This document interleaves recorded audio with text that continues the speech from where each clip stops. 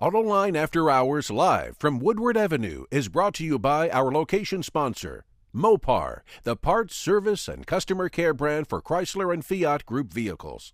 And also by Bridgestone, your journey, our passion. And Chevrolet, Chevy runs deep. This is Autoline After Hours with John McElroy and Peter De Lorenzo, episode 161 for August 17, 2012, rolling on Woodward.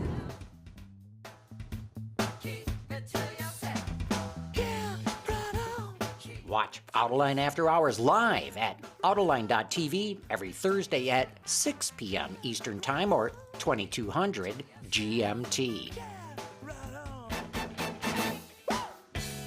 You can subscribe to this podcast for free by searching for Autoline in iTunes, Stitcher, or by following the links on our website. Peter, John, we made it down here, man. Yeah. We were telling everybody we'd be back for the Dream Cruise, and we're back. We're back. Yes, we are. The annual motorized Crazy Fest. Motorized mayhem on Woodward. Yes. Actually, you know, like we've said to our viewers before, it used to be Saturday, then it was Friday too, then Thursday, then Wednesday, and Tuesday. Now Monday's the only night when you can actually drive up and down Woodward unimpeded. Rest of it is just crazy town. I know, and some people, even you were saying that you thought maybe it'd be down this year and whatnot, but my understanding is it was a madhouse here last night. Yeah, well, it's been a madhouse every night. It's just amazing. So amazing. On Saturday, it'll be what, a million people probably out watching? Yeah, guesstimates from, 8 Mile all the way to Pontiac is 1 million people. I know they have some stuff all the way downtown, but the core is the core is from Ferndale to Pontiac. And I don't know what the claim is now for how many really truly classic cars will come out. I mean, there'll be zillions of cars, but for really classic ones, I don't know, but tens of thousands of them for sure. I keep hearing 40,000. I'm sure it's somewhere around there. Yeah, that wouldn't surprise me. I mean, you see everything, like we were talking, a restored dump truck. Yeah. A restored garbage truck. I mean, it's like, what? Yeah. I've seen restored ice cream trucks, a chopped and lowered school bus. Yeah. I've seen half tracks. One year, somebody brought a 3-ton Army truck with a belt-fed 50 caliber machine gun on the back of it. Only on Woodward. Yeah. It's cool stuff. And we got a good show. We got a bunch of people stopping by. We'll have Jim Hall joining us later. Mark Phelan. I think I saw Ken Lingenfelter out there. Yep. And we'll see who else stops by too. And we're right here by the Mopar display, and we'll be talking about Mopar, what they're showing at this year's show in just a moment because they're an important sponsor. Yeah. But Peter, you really set this town talking this week with your column going after Dan Ackerson. Oh my God, I'm telling you, I've been all around town the last couple of days and everyone's talking about it. Well, I think Dan Ackerson's been in play now for coming up on 24 months, full charge 18 months, and GM is underperforming the market. I believe they have some of the best products they've had, certainly the best product lineup in their modern era. I agree. And they are underperforming, and his management style leaves a lot to be desired. He throws his product development people under the bus on a regular basis, and the products are the only thing they have, and it's a style of management that's just not going to get GM going. Yeah, no, I would agree with that completely, but I commend you because not only are they talking about it around town, they're definitely talking about it inside GM, and you got a lot of support in there based on the feedback I'm getting. Well, it's too bad because, as we say, the true believers at GM are doing some great work, but right. They need to, and there's still some true believers near the top, but I think they need a regime change at the very top. Yeah. Well, we can even get into this more next week, too, because I'm sure this story isn't going away. No, this story isn't going away. But anyway, I want to go over and talk to the Mopar people and come back and join you here, and we'll really get this thing going. But we'll be back in just a moment. Here's a look at what Autoline After Hours has in store over the next few weeks. We won't be letting up on high-octane fun as we welcome Al Oppenheiser, the chief engineer for the Chevrolet Camaro, on August 23rd.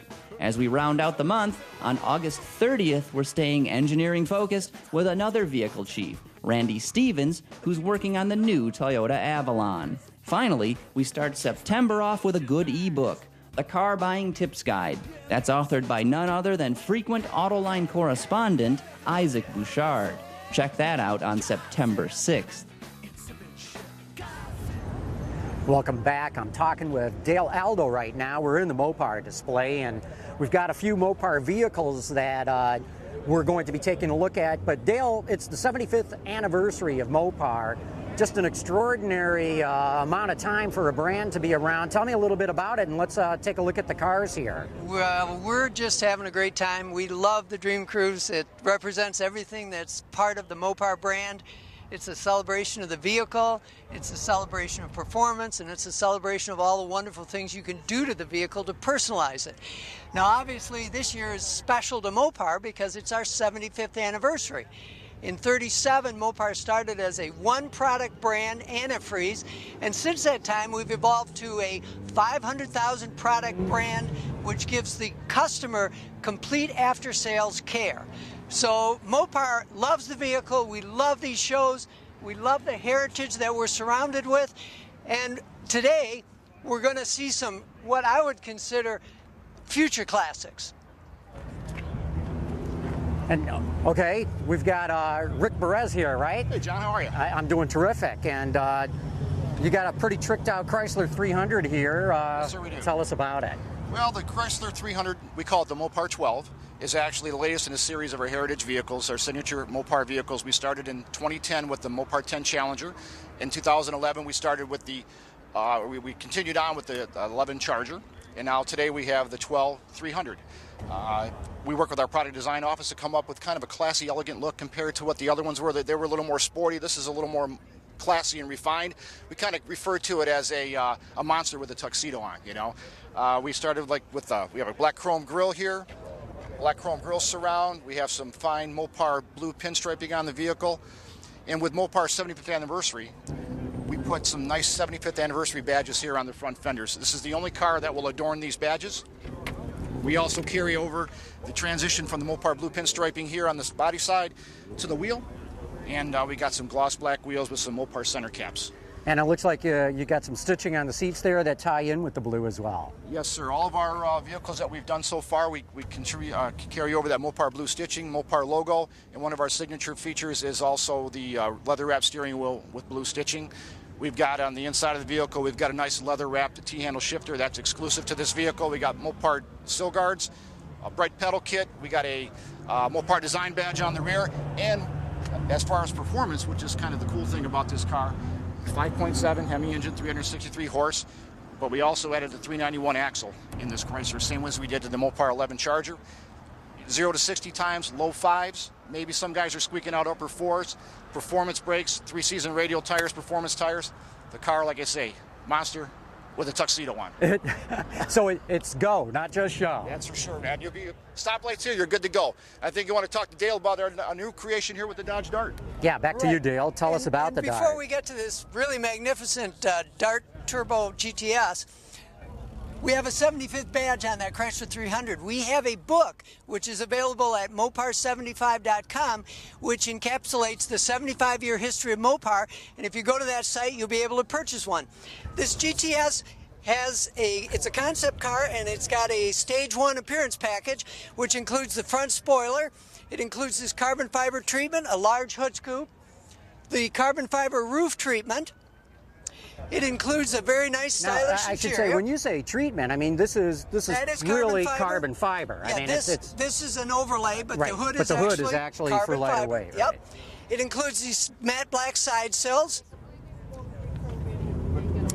It has a matte black rear diffuser and a matte black spoiler, and it also has on the inside some very nice suede inserts. Has 18-inch wheels. This also includes what we call our Stage 2 Performance Package, which is a cold air kit, a catback exhaust system, larger rotors, more aggressive pads, and an adjustable sway bar system. Includes Mopar design badges, and from a concept side, this car rocks. Yeah, it looks terrific. It really stands out there. It's also the most accessorized vehicle in the compact car segment. There are currently 150 accessories available to any consumer through any Chrysler Group dealer. Cool. Thanks so much, Dale. Bill, tell me about this Mopar Jeep here. So, John, this every year we go out to Moab and we like to make a big splash, do something unique. And this year we started, this project started off as a Jeep Sahara. It was a silver Jeep. And the design for this was inspired by the Mopar 10, the Mopar 11. So what we have here is a 2012 Jeep Wrangler. The color is pitch black with the Mopar blue stripe that carries through to the interior. The highlight of this vehicle is this is the showcase for the Mopar Hemi conversion kit for the JK. So you got a V8 in this thing? Yeah, this one actually has the 392 V8. So it's making about 470 horsepower, the same horsepower we make on the SRTs. And this has the same engine transmission that a Challenger Charger 300 do. So we mated it to the stock A580 transmission that comes with the Jeep. Then we have two Dana Pro 60 axles with a 513 gear ratio. And then we have a custom-built transfer case that's 2-speed. So this thing, serious off-road machine. Yeah. There's nothing that really stops this thing. It's very capable. We exercised it pretty well out at Moab this year, did a lot of rock crawling with it, and it performed flawlessly. We were very happy with it. Hey, tell me about these headlamps, because I'm curious. They're LEDs. They're arranged in almost a Gatling gun kind of fashion, and you had them here last year, and I've always noticed that when anybody displays something 2 years in a row, they're getting serious about it. Yeah, so what we do is, what we try to do with these vehicles is not only show some of the products that we offer, like the Mopar half doors, the soft top, catskin leather. What we try to do is also bring out some stuff that we're developing or that we're just trying out, kind of like a concept car, to get some feedback and see if people like it. People have given us very positive feedback about these, so yes, we are seriously looking at having LEDs in the catalog. Well, Bill Brown, thanks so much for showing us this monster Mopar Jeep. It's really impressive. Thank you very much, John. Okay, and we're going to be back in just a minute and back out on Woodward looking at the cars coming down the street.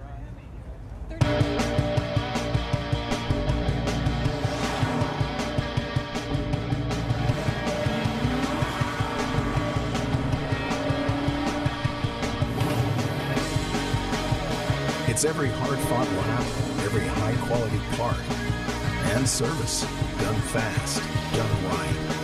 That's how you build a name with real staying power. That's the Mopar way. 75 years and running. Is there a car about tonight? Hey, welcome back. We're at the edge of Woodward again with the Dream Cruise really going. And what would be a Dream Cruise without Jim Hall? Oh my God. Jim Hall's with us here now. And Bob, by the way, I did get a phone call from him. Bob is also live at Vista Del View, California, from his house, and he's on Woodward Crest Road, and he says there are no cars on the street. So that's his report from Woodward in Southern California. Thanks for that update of nothingness that we didn't need to know. And there's inevitably one guy coming down Woodward who's never heard of the Dream Cruise And wondering what's going on. He's on a business trip, and someone just said, "Well, go down Woodward," and he's like, "What the hell?" GMPR really messed it up here. Why? About a minute to 2 minutes before we cut back out here, they had a mass of ZL1 Camaros, converts, and coupes come down. There must have been 30 or 40 of them. And they were followed by a bunch of 427 Corvettes. So the PR people need to get their coordination a little bit better, We have a ZL1 Camaro this week, and man, what a fabulous car that is. I've even heard good about the convertible, and that was the one that scared me the most, because, you get a little loosey-goosey with a convertible. So now the one I'm really curious about is the convertible Shelby. 650 horsepower with no roof. Yeah, okay. I wonder if the convertible feels good in the ZL1 because of that MR suspension, which would tend to compensate for some cowl shake. There's the ATS. It's the ATS parade. The ATS parade. Oh, the awful gold. Yeah. The gold is really a pretty challenging color. Well, yeah, the viewers should know that manufacturers stage these mass drives on Woodward. And there is a mass of ATS Cadillac. Yeah, on different days, different nights of the week. And these are all the ATS Cadillacs that exist right now. Right. I don't even think they've made this many. They haven't. They're driving the same cars around. I'll tell you something. The interesting thing about the ATS is they've got a camel interior for the car, and they actually had the guts to do the car. It's mostly black. It's got camel insets in the door, camel seats, and they had the guts to do a black headliner in it, and it fits perfectly. I mean, it's one of those things. And black carpet? Yes. I mean, it's one of those things you get in the car, and it's the right way to do a high contrast interior where you don't compromise the function of it too much, and it's a great environment. I mean, and I wonder how many of those were 2.5 liters. However many it was too many. No, that was, or maybe that's the special 2.5 liter that they've been telling us about. You gonna say, Peter? Now, so what have you been doing this week, Jen, besides? I've been running all over the place. It's just been a busy week. We shot a number of shows. We had a show with Don Butler that we shot this week, you know, the head of Cadillac of marketing. We also did a show on ethanol because it's so controversial right now. These shows will come out in the next couple of weeks. But that was really interesting because we had the foremost fuels expert from General Motors and Chrysler and a guy from Michigan State University. And they could not be more bullish on ethanol and biofuels. I could not believe it. But it's what you get the ethanol from that's been basically the hinge pin on it that's tied things up. So what they say is we max out on corn ethanol in 2015, but the renewable fuel standard still forces us to produce more, and that's when we go cellulosic. Okay. I've also... we should comment on that. Yeah. 58. The only year that it was available in the metallic gray with the silver cove, and that one had the silver interior that's really rare. And the bars down the back. And also that strike anywhere match thing on the hood. They had these, for some reason, they didn't actually put vents in it, but it looked like it had vents if you saw the car from the front. Well, Robert Comerford was involved in that car. Oh, no kidding. Really? Yes. Son of a gun. And let's see, there's another, they've got something interesting over there. The camera won't be able to see it, but there is a 68 Buick Wildcat, which when the car was sort of at its peak in length and had that boat swage line on it that was anything but sporty, but it still looked really cool. That was, you know, that whole time, 68 was probably one of the absolute high points for General Motors design. Oh, well, yeah, you know, Bill Mitchell's, are we standing right here? Yeah, okay. The camera's here. They're trying to shoot us. The curve. Yeah. Okay, well, I think Bill Mitchell was a master at bringing concept show car design to the masses. I don't think any design leader has done it better than Bill and did. better than Harley did it. Yeah, better than Harley. Well, GM wasn't the same company when Harley. Yeah, they made the big leap in the through the design center that we saw a week ago. Yeah. Right. Well, I mean, General Motors made a big leap right about the time Harley stepped down. Hey, Mark Phelan's here. It's Mark Phelan? It's Mark Phelan so from the circus is back in town. Yeah. Excellent. It's like this every Thursday. It really is. Yeah. I live relatively close, and it's a real pain. 1939 Buick, my all-time favorite pre-war Buick. I mean, oh yes, I absolutely love that car. Give me a century convertible coupe would do me just dandy. I love the long noses on those cars. Yeah. I mean, and that was the grille. That proud grille is the grille that they used to sort of influence the fabulous last generation Buick Sky. Well, and have a look here at the convertible. A Jeepster. Yes, indeed. Holy Toledo, what a car. Well, and earlier this week, I saw a 63 Willys station wagon. Which, 53. No, 63, but it would have been indiscernible from a 53 because they hadn't even changed the body tooling since then. No, it had to be Brazilian then. Perhaps it was, but the owner assured me was out of 63. Willys was out of production cars in the States with the collapse of the Willys jet. Oh, good point. But they made them in Argentina. That's right.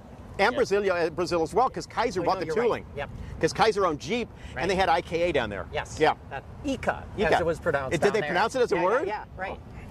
You know, one thing about, when you think about this business, the annual model changes, pre-computer, pre-CAD design. Right. It's no just, robotic milling. It's just amazing. Oh, they weren't weighed down by things like safety regulations. Well, that's an excuse. That's an excuse. You know, the Chevy 2, I think, has the all-time record of, you know, concept to job 1. And it was an 18-month program with a 2-door, 4-door station wagon convertible, and I think it went in 4 or 5 plants. And I'm not sure if we could do that today, even if we dusted off the old Chevy 2 plans and said, okay, you guys, 18 months. You know what? They can't do it because, one, they wouldn't understand why they have to. I'm serious. This MGA. and a 56 Custom Royal Lancer. Whoa, 3 tones, not 2, 3. Okay? 3 Yellow, tone. gray, and white. I'm sorry. There's something totally absurd about that. Why, there's the camera. But you'd do it today if you could, wouldn't you? Oh, the Just truth is... one 3-tone, why not? Yeah, I mean, and you know, it's getting to the point where some company may try it. Well, you know, we brought that up with Ed Welburn. Remember, somebody asked in the rapid fire section, he says, 2 tones you know, again. he said, with a wrap, you could do it real easy. Sure. Yeah, I said he was going to look into it. Think about it. We've got things like, that's an LT1, isn't it? Yeah, it's not a One CL. LE, Yes. 1 LE, sorry. That's the new 1 LE, which I don't know if our viewers know about yet. The thing about the 1 LE is I want to know where they got the name, because the original 1 LE was the showroom stock cheater car. Yeah. And here it's a cosmetic package, guys. Come on, get your history right, Camaro folks. But there's a car that's a 2-tone. It's an M plate. Maybe course, that's why oh. we don't know Oh, about well, it. there's them fighting words when you start talking about Camaro history and what they should be doing. I know. I'm sure the Camaro owners out there are firing up their laptops. Hey, look at that trailer over there. Wow. Ooh, it's like a teardrop. Yeah. Anything interesting? You know, probably the greatest 69 Z28 is a pretty cool Camaro. My favorite was the 68. I managed to borrow one from GM in the spring of 68. And a buddy of mine... Liberate one? Yeah. Yeah. A buddy of mine had a Cobra Jet Mustang that he borrowed from his dad because his dad worked for Ford, and we went up and down Woodward, and that Z28 was quicker than that Mustang by a bunch. Oh, really? Yeah. Well, the Z28, 290 horsepower. Yeah, right. Uh-huh. And my favorite Trans Am car was Penske's 68 Sunoco Camaro. That was an amazing car. Yep. When you see the first generation Camaro these days, it's such a compact size. Yes, and you could sit an adult in the back of it. Their knees were in their chest, but it had headroom. Yeah. It was, but you see, it was the bones of the Chevy 2 were still in it at one level, and that drove it. And when you start doing dedicated platforms for your pony cars, what you're first going to do is want to make them look cool. So you compromise the rear seat. You know, I mean, developing something off of a prosaic platform has some benefits.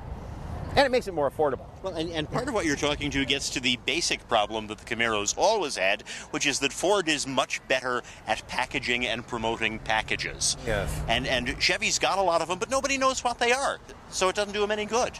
Yeah. Well, you know, the thing about the Mustang, I mean, we're right on the cusp of a brand new Mustang. That's truly new. It's truly new. And the thing about it is, Mustang, the name, means something even to non-car people. You're right. Correct. Camaro does to a point, but not like the Mustang. Yeah, right. And there's Mustang- something to be said for just uninterrupted production. Yeah. Well, Mustang is now the second oldest continuously produced nameplate sold in the States. Behind Suburban, right? No, But Camaro, or a Corvette. Suburban was a body style for a lot of the time it was built rather than a nameplate. okay. So when they actually started calling it a Suburban, it's after the Camaro debuted and after the Mustang. So as a nameplate on the car, Boy, I'm so glad I'm here on this show. No, I look forward to the new Mustang. That's I going to do be too. something, you and know. there goes the classic, what is that, a 66 GT? And you know, and 66 GT. the Mustang, upon its introduction, was such a cultural phenomenon. I mean, it just captured this country like no product intro ever, right? And we had 18 months, 1 million cars, and it was one car that could be whatever you wanted, because they had a base 6-cylinder that was actually, it looked cool, but it was still a base car. Yeah, but let's revisit that number. 1 million cars in 18 months. Absolutely. I mean, that is just. Well, what was it in the first year? It was like 500,000? 400,000. 460,000 Yeah, or something? it was just shy of 500,000 units, Yeah. and then they had it in other plants. Yeah. They're building them in San Jose, you know, they're building them in a bunch of plants because Right. the Mustang was hot, and it was an easy car to do. It's a Falcon in drag. Yeah. And I would say, you know, that was still when they did all the major dye programs in-house. Absolutely. So you had guys banging them out. You know, they'd do 3 or 4 sets and whatever and ship them Right, it across wasn't the having to country. contract with somebody from the outside and making sure he has schedule time. Right. You're right. and you were right too. There was one for every taste. Yep. And just about every price and every engine note. Yeah, it was about a 65 Galaxy 500 that one. Yeah. With something like with Jim. What's this? Look, here we that, are. Oh Yes. my God, you know what it is. It's a Pontiac, Silver Streak. 36. One of the things... No, it's 37 or 38, because it had the headlights on the side. One of the things I've been fascinated by this year is the number of people... I like this car. Yes. The number of people you see out there carrying the torch for Pontiac still. And you see not just the great old ones, but I've been surprised at how many people I've seen that are coming out together, owners clubs of G8s and the second generation GTO. And now there are companies that do kits that will turn your Camaro into a Pontiac-looking car. Right. Yeah, You know? a Trans Am. Right. Yep. And And also... there's one now like a GTO. And a GTO as well that I saw earlier this week. It's terrifying and exciting at the same time. So Mark, Probably, And not exactly what GM had in mind. so Mark, what have you been driving lately that you liked? Oh Lord! Well, I've got a Camaro ZL1. I do too. Speaking of model names that nobody knows what they mean, but you like the car. Boy, what a I've got one of fabulous those sitting car. at home. Oh, it's wonderful, wonderful. And I'm still utterly blown away by the new GT500 Shelby. Yeah. It's a supercar. Well, and 660 horsepower. a supercar with a solid axle. Who would have guessed? You know? And for God's sake, a carbon fiber drive shaft. Who would have thought you'd live to see that? Oh no, Yeah, that I can accept. But Yeah, Camaro. $15,000 more expensive than the ZL1. And from what I'm reading in the buff books, the ZL1 beats the Cobra. Well, and then on the road course, they're within like 5 or 6 tenths. But the Camaro is faster on a road course. It's just a hair. It can put the power that it has down much easier. Well, I Doing noticed. a sprint or a quarter mile, then you're looking at the Shelby. Yeah, but the nice thing about it, and John has commented on this, the ZL1, the suspension development in the ZL1 is just absolutely an impressive piece of work. Because we're talking a 4,100-pound car. Yep. And it feels tossable. Yeah. Which is like, what? And the electronics they've got in both models to keep them manageable and to give you different levels of performance. Yeah. I mean, the launch control alone on both of them is an achievement that I would never have thought I'd see in a Mustang or a Camaro. Yeah, it's an impressive car, you know, and I've commented on this in the site, but you know, these are the good old days Absolutely. for performance. Yep. Because from here on out, it's going to get frightfully expensive In fact, to we be shouldn't able. call it the good old days. We should call it the golden age. Yeah, It is the golden age of performance. Because think about it, these cars that you can get today, from the Mustang to the Boss Mustang to the regular SS Camaro. One sec, is this a real Cord 812? This is a common nose. It's an 812. 812? Yeah. Okay. It's because it's got the supercharged engine because it has the side pipes rather than just the vents. So what's a car like that worth? That's got to be worth a lot. Hundreds of thousands. Yeah, the thing is that Cords are probably less now, even before the collapse. Less They're than probably Aubers. no, they're probably less valuable now than they were because a lot of the buyers that lusted after them are dead, literally. There's a thing where you follow this group, and as the buyers that recalled that car start to die, the values come down a little bit. Yeah, but it'll come back up because Yeah, it's it will, just and such it's a great-looking beautiful car. And it'll get to the point where it becomes a bargain again, Yeah. and that fires up a new Start level the new of interest. generation. Yeah. Look at this Chevrolet pickup. No, that's not a Chevrolet. Oh. See, I love that Lovely. sunshade Yes, it look is. over the top of the windshield. And so many of the old pickups just Get in some general. wax. That guy needs to wax that car. It's gone completely flat, you know. And there's a Buick Cruise. No, it's not. Never mind. See, everybody's a designer. Of course. We all know we could do this ourselves. Yeah, easy. Anyone can do this. Enough adhesive tape and portholes. Yeah. There's that early Camaro. I love that car. Yes. But anyway, yeah, I think we are at the golden age because when you think about it, what you can, you know, stroll in a showroom today and what you can buy, the technology level, and I'm just not talking about supercars. I'm just talking about CTSVs and That's a supercar. it's a supercar. I mean, it's just stunning. Yeah. So for all you enthusiasts out there, you better get them while they're hot.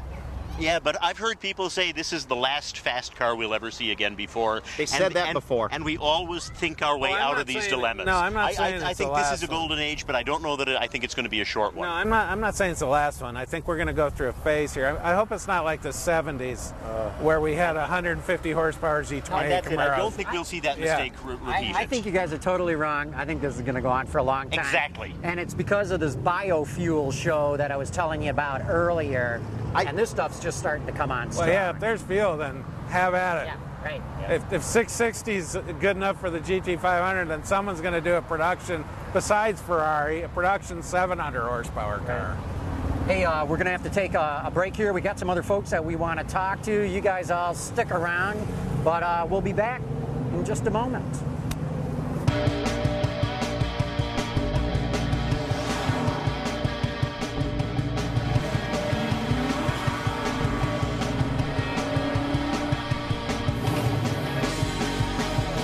It's every hard-fought lap, every high-quality part, and service done fast, done right.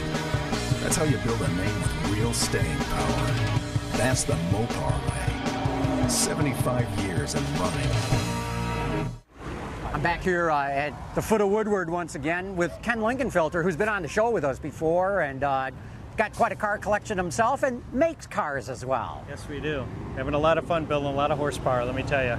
So this event's got to be perfect for you guys. This is absolute pure fun for us, John. I was out here last night with my 13-year-old daughter, Noelle, cruising with the rest of them, so had a good time. I heard it was packed here last night. It was packed. It really was. Yep. This has got to be your crowd, too. I mean, in terms of the cars that you sell, I would imagine the audience could not be better. It's actually perfect. We're going to have a really good presence. We've got a location on Woodward Avenue, just north of Maple. And we're involved with one of our dealer customers, Carl's Customs, so we'll have a few of their cars up there. So we'll be out here with probably about 7 cars we're showing off tomorrow, plus cars, you know, just cruising up and down Woodward. Yeah. So have you seen anything out here that really stands out for you? Last night there were some really, I go by noise, you know. Oh, yeah. No, that counts I just too. love it. I could hear it coming from behind me and in front of me. And here I'm in a ZR1 that's sounding pretty good myself. But, yeah, I saw some really nice Corvettes last night. I've got a few hot rods in the collection, too, and I've got a passion for those also. Oh, yeah, absolutely. And we've seen a number of hot rods coming up and down Woodward here, too. So yeah. The people have got them out and about. They really do. And it never ceases to amaze me how far people will go with some of this stuff, too. I mean, it's just crazy. It really we were talking about it earlier, restored garbage trucks and ice cream trucks and army trucks and motorcycles, and it's the variety that I really like here. Sure, yeah. It's going to be a great weekend. I guess the weather's going to be perfect for us too on Saturday. So that's what they say. And it's supposed to rain here right now. We thought we'd be dodging lightning bolts, but it hasn't been half bad. No, and I'm going to do a little cruising after we're done here. So I'm already tempted watching all the cars up and down the road here. So, cool. Yeah. Well, thanks so much for stopping by, all man. right. It's really good to see you down here. Always good to see you too. Okay. Good deal. Take care. Okay, John. Yep. Hey, we got a couple of other folks joining us right now, too. Robert Janae. Nice to see you again. Yeah. I'm doing really well. Thank you, John. And remind everybody about your book. It's about Woodward Avenue, cruising on Woodward. Autoline After Hours. Yeah, two years ago. Yeah. 2 years ago. And we also got Gary Jankowski here. John, Gary, good to be back. Good to have you here. So, you're a cruiser who cruised here in the day. 50 years. This is 50th anniversary for us. So what was it like in the day here? It was phenomenal in that when you were a kid at 16, 18 years old, the way it was all tied together. You had the car dealerships, the drive-ins, the radio, the songs, the advertising for Detroit Dragway. It just made for a complete... It was a culture unto itself. Absolute culture, but centered on the car, right? Oh, absolutely centered on the cars. A lot of illegal things going on, driving-wise. And Robert, you were involved in cruising too, but you were more downriver, not necessarily here on Woodward. I grew up downriver, but this was always the pilgrimage you had to make at least one time a year, It was, but what fascinates me is there was downriver cruising too, and there must have been east side cruising too. And it was a culture that, of course, Woodward was the focus of it, but it was everywhere. Correct. Yeah, even in Peoria, everybody did the same thing. But here was special because of the car companies, the fact that there's a 68 Roadrunner with 383 emblems that has a 446 pack with a couple of Chrysler engineers in it laughing as they're blowing off GTOs. It was just a little different here that the other cities and states didn't have. So it made it unique. Gary, were you ever aware of the car company involvement, or Oh, absolutely. Well, I used to frequent Royal Pontiac, for example, where Jim Wangers, kind of built their reputation with Ace Wilson. That's really the GTO came out of all that. Him and John DeLorean, of course. We used to stop by there. They used to have an open house annually, display all their high performance parts.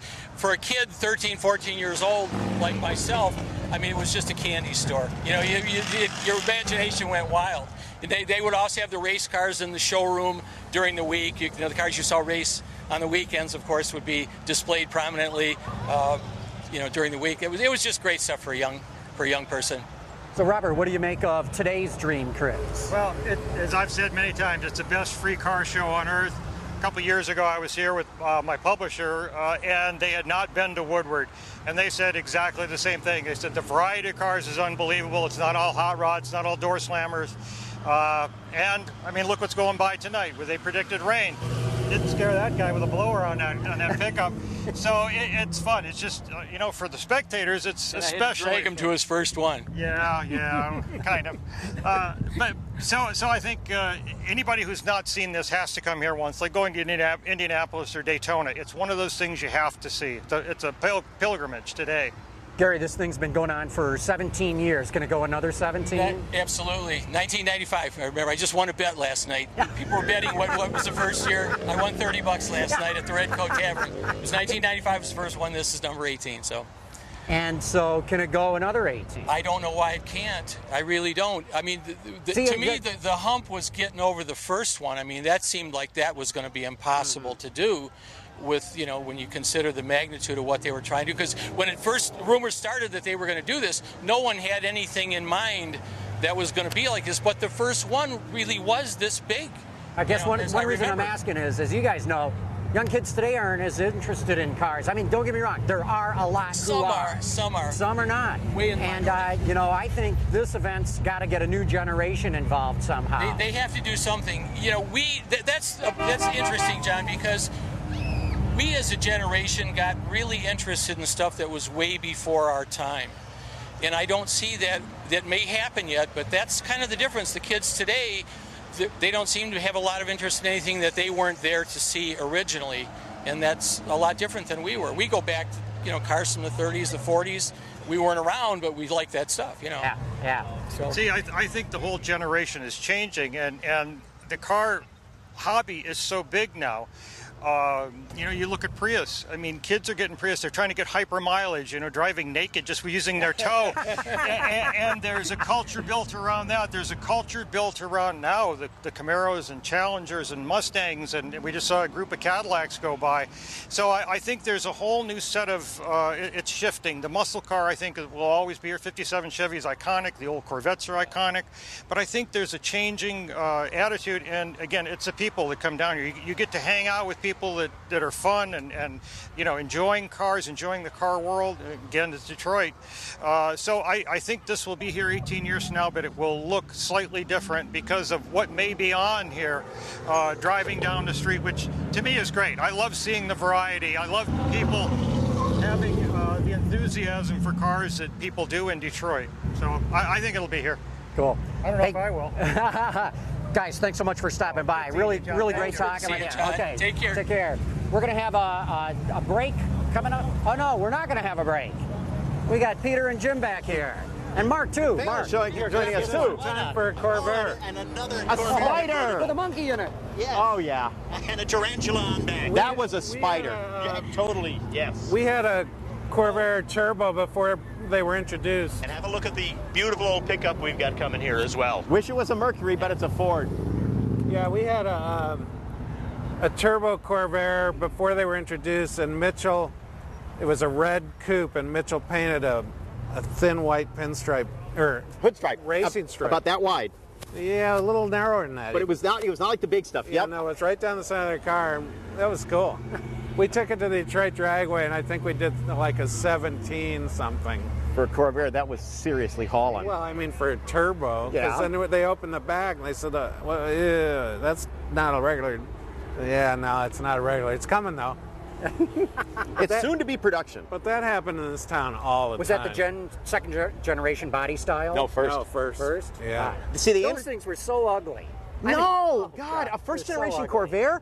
That car was influential in design. Seriously. Yeah. Fiat 1500. It was copied by a bunch of cars. Another ugly car. Oh, come on. But remember, that's what they say about the Velvet Underground too. But nobody bought their records. Wait a minute, I did. But I was a everybody big who Lou did Reed went out and fan. started their own band. That's what the Corvair was like. Yeah, but nobody did the six-cylinder engine hanging out over the rear on it. Oh no, NSU did the Prinz, and that was actually, they did that car mid-engine. It was a transverse 4 that was actually ahead of the front axle, so the cars were pretty okay. I had a '69 Corvair the last year, 140 horse, 4-speed. Loved that car. Red coupe, black interior, great car. Put the J.C. Whitney headers on it. Ooh! And then with the rudimentary emissions, what was '68? Was that yeah, it was EGR. EGR. When you started up cold, a blue flame would come out the back of the J.C. Whitney pipes about 8 inches until it warmed up on both pipes, and I was just like, man, this is cool. Did it sound good? Oh yeah. Oh yeah. Sounded like the Batmobile firing up. Well, it could have sounded like a Porsche, okay? You know, because the 911 and the Corvair were the two flat engine 6-cylinder cars that were built. That's all you could get. And if it didn't sound like the 911, it could have spun out of control like one. That's a new Shelby GT500 there? It is. Yes, it is. That it is. Red one. Yep. It's an amazing piece of work. Yep. And it's got, you can tell because of the LED lighting on the front. It'll be interesting to they have a track pack for it that's got even more aggressive chassis and so on. It's got a different wheel, and it's a darker wheel. That might be the track pack car. When they did the track pack last year, they had these little narrow stripes that everybody said, those look like hell. But the wheels are turning, so I can't tell. You know, I saw an amazing video today, and I didn't really like this video, and it was of the e-tron R8 going around the Nürburgring. Yes. It makes no noise. No noise, and I'm sorry, but I'll have to check out of the auto hobby because if it's pure electric, there's no noise. And No, at Le Mans, their cars made no noise at all. Well, yeah, but they had turbo diesels. The coolest ones were the Toyota Le Mans car. As soon as it hit the pit road and they put the speed limiter on, the engine shut down. It was electric in the pit road, which was freakier still because that thing, when it came in, there was nothing. It was just... Well, you're riding with this guy in the R8, and he's an excellent driver, and it's just like, wow. When you remove the sound from the whole experience of cars and racing, I don't know. Yeah. So will you be satisfied by the sound they generate and pipe in to make you feel like you're doing it? Because that's one of the things they're working on now. Yeah. When I proposed the Hydrogen Electric Racing Federation 4 years ago, that was part of the manufacturer's instructions. You will have to generate your own sound. It'll be a combination of wind rushing over the car and electronically generated. And you get tire noise too. Yeah, it has to be. Right. Every manufacturer literally brand the sound. Yeah, of your every car. manufacturer had to have. Which is exactly what Harley did a few years ago. They trademarked their engine note. Yeah. So why not do that with every car? Yeah, every manufacturer had to have their unique sound signature, and you know. Peter, I agree with you, but I'll say if you were in a convertible on a winding road, driving the heck out of a car on a really cool scenic road or something like in Yosemite, it might be very cool to have no noise but the wind in that case. I mean, that could be a pretty amazing experience. So you want to switch? Well, that's just it. You do these things as a switch anyway, in my mind. It's all software. Yeah. And you got speakers in the car as it is, so why not use them, okay? Instead of just, Well, and it's one of the things that we'll see in some of the cars coming out later on this year. When you press the performance mode on them, it changes the engine note that you hear inside the car. Yep. Yeah. It's all feedback. Well, there's some cars that are doing that now where they run a secondary intake channel through the firewall into a sound resonator box. Well, the Z01, when you tromp on it, it's got that exhaust that changes. Yep. Oh yeah, because they're opening up the flapper valves in the back. It's a rat rod.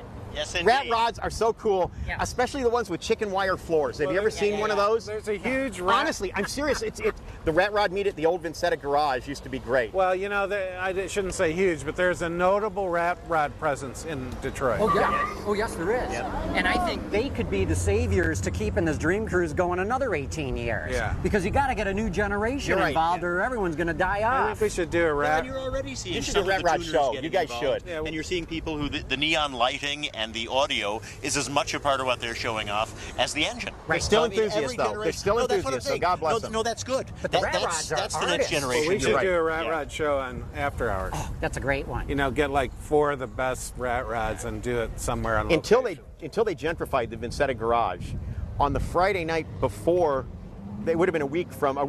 They used to meet down there at the Vincetta garage, starting about 5:30 in the afternoon. It was great to see the stuff that came out there. When I saw the Beetle rat rod that had the front suspension and an extended frame from actually a Model T, it was like, oh my God.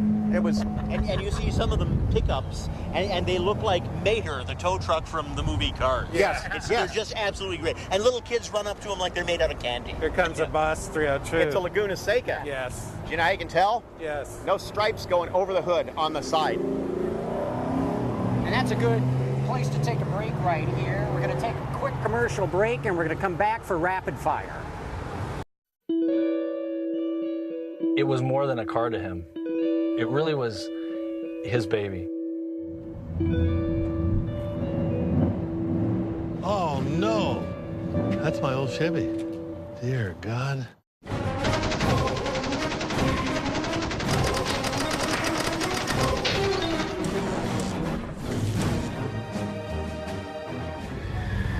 Okay, it's the rapid fire part of the show, and we've got some questions in here. So guys, Goggles Pisano wants to know what modern cars from the last 25 years would be considered iconic in the future. Let's go super hyper iconic. Well, obviously, in the last 20 years, the previous Corvette ZR1. And the Lotus engine car. That'll be an iconic car. And the 05 Mustang, because it brought back the original styling. Let's step outside the box, though. Okay, Lincoln Blackwood. Yes, exactly. Chevy SSR. Oh, yeah. That car dresses up really nicely. It looks beautiful. Yes. And for that matter, Plymouth Prowler. Or Chrysler Prowler. Chrysler Prowler. Yeah, right. it's still unbelievable that a major manufacturer did that car. Right. But as far as designs, the CTS-V or the CTS Coupe will be a quintessential design statement even 20 years from now, 25 years. And just like you see the occasional Pacer and everybody think, oh, kind of cool, there will be Aztecs out here. Oh, I hope I'm dead by then. Oh, please. I'll never forget being at the Detroit Auto Show when the Pacer was unveiled. I still remember it like it was yesterday. It was like stunning. Truly stunning. We're just stunned. Yeah, well, both. Remember my mom asked me, Peter, there was an idea somewhere, even back then. I said, there was an idea somewhere, but it was taken way out of proportion and out of scale. Now, if the Pacer had been 7/8 scale, maybe, but... They loved it in France. Yeah, they did. Okay, JJ says Golden Age, maybe for performance, but they are ugly. Old cars look better. Yeah, I don't agree. Beauty's in the eye of the beholder. Yeah, I'm serious. It's the most subjective part about the car. They're modern cars I love. They're old cars I love. They're old cars I just hate. Yeah, no, there's a lot of old cars I hate, but I will say older cars had more character. And there was more metal bending going on then, because the metal was just thicker, and they didn't know how bad the aerodynamics of stuff that looked curvy and cool was. Well, yeah, but they just said it was for aerodynamics. Oh, you have to have tail fins and straighten the car out going down the road. Fins help you park. Well, that's a good point, because the Stingray would never have been done in the modern aero era. You're right. Because it had front end lift up the wazoo. Up the chin. But it still... But it is a matter of taste, and there are gorgeous cars being built today. Absolutely. And as well as the CTS Coupe, I will nominate the CTS Wagon. I love that body. Yeah.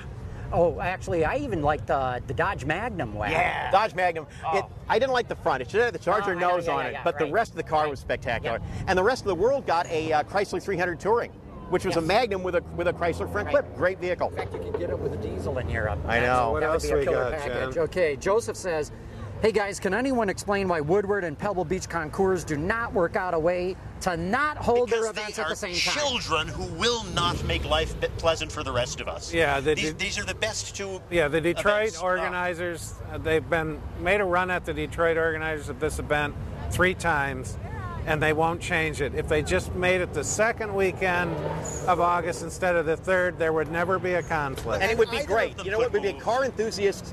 The airlines would love it too. Yeah, right. I mean, but But and it's not like it's one or the other's I responsibility think it's to make the move. They should just That's like draw every 3 and years work or together. 4 years Look at are all out these of phase. Camaros on the other side. Well, there they are. Yes. Those are mostly CL1s. And nowhere on earth but Detroit. Yeah. That's why you got to come here. I think every leap year, the 2 weekends are not the same Right. weekend. But it's every 4 years they're out of phase, and it should be every year they're out of phase. It's a lunar thing. No, it's a childish thing. Or a loony thing. Yeah. But there's no reason they can't get together and make it better for everyone. Hey, you know, enough of standing around here at Woodward. We got to go for a ride down Woodward Avenue. I like the idea. Let's take a quick break right here, and Mopar is going to give us that monster Jeep to take down Woodward. So stick with us. We're not going away, but we're taking a quick break right now. Cool. Get ready as John and Peter take you rolling on Woodward, coming up next. How does 18 million ad impressions grab you? Get your advertising message in front of the most engaged automotive audience in the world. Call me, Stacy Eman, at 586-255-1364. Cool. Excellent. Great. Now we got to go out, cut across traffic. Yep. All right, Stacy's out there. Don't mess with Stace. You know what? Who's going to mess with this car? The guy in that Camaro, he's not going to get close to us. Well, yeah. So I guess we're broadcasting live, right? Yeah, no, even as we going speak. out live. Just pass the microphone amongst each other. All right, so we are out on Woodward, and this is an important part of the cruise. You're not really moving yet.